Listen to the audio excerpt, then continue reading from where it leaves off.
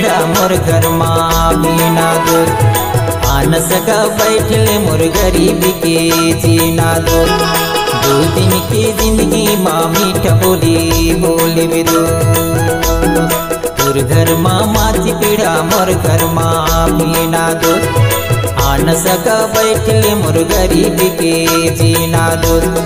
2 दिन की जिंदगी माँ मीठा बोली बोले दो मोर घर माँ माची पीड़ा तोर घर माँ बिना दो आ तो सगा बैठ लेते गरीबी के जीना दो।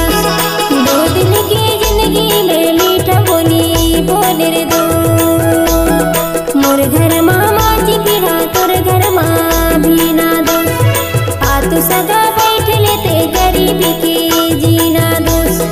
2 दिन की जिंदगी में मीठा बोली बोले रे दो।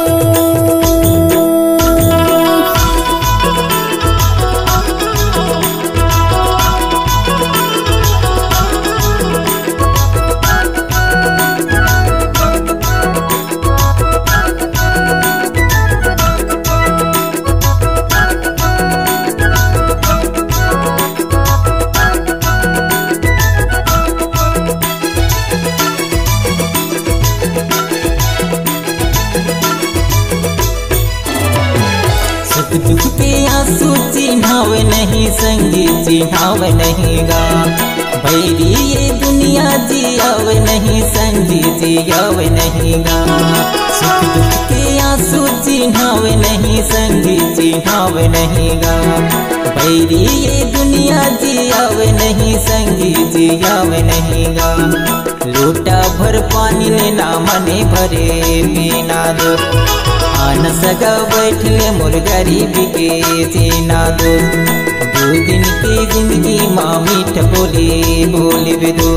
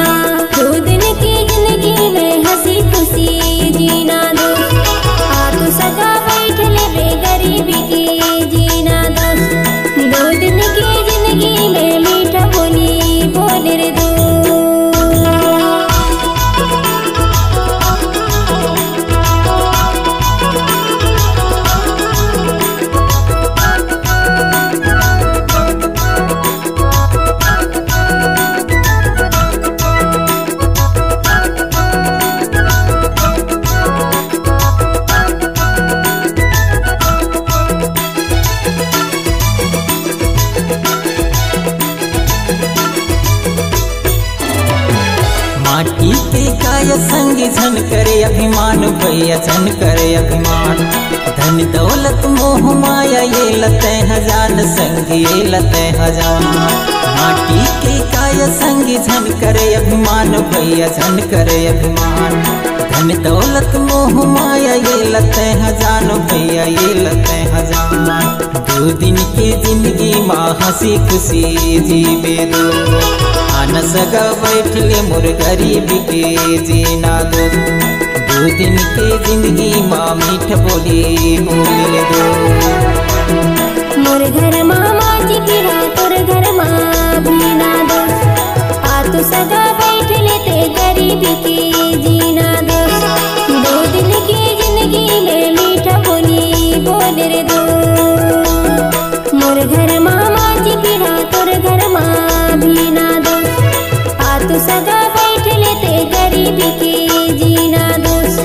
2 दिन की जिंदगी में मीठा बोली बोले रे दो 2 दिन की जिंदगी माँ मीठा बोली बोले बोल रे दो।